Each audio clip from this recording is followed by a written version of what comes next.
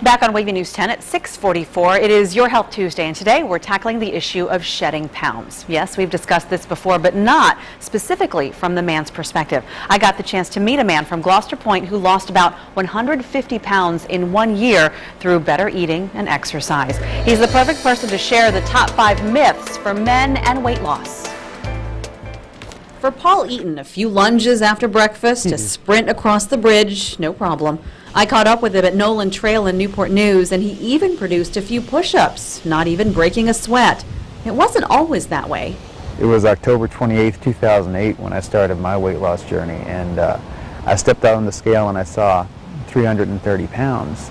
At 330 pounds, a size 54 waist, he says he didn't have many options. This was the only pair of pants that I ever really wore when I was overweight, other than sweatpants, because this is all I could find. My whole diet consisted of fast food. Eaton says he would eat double the calories for a day in one sitting, 2 times a day. And that relates to myth number 1. Guys especially think that they can kind of skate by based solely on exercise, which is actually one of the major myths about men and weight loss, is that men can lose weight solely by exercising.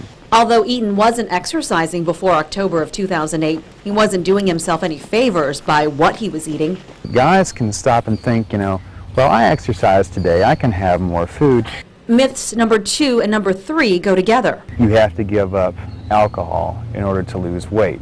The key to drinking alcohol while losing weight is moderation, and I think that that's actually a pretty good tenet to follow just in general. There's another myth about red meat, where you have to give up red meat in order to lose weight. That's not true, because red meat has a lot of nutrients, it has a lot of iron, it has a lot of protein.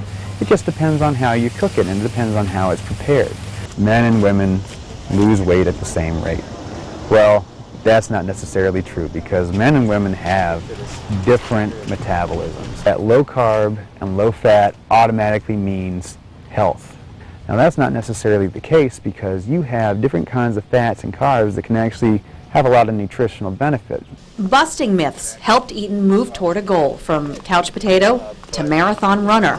A dramatic change he took one step at a time. It's like waking up in a new body, and I feel 100% better. I mean, it's a 180. It's fantastic.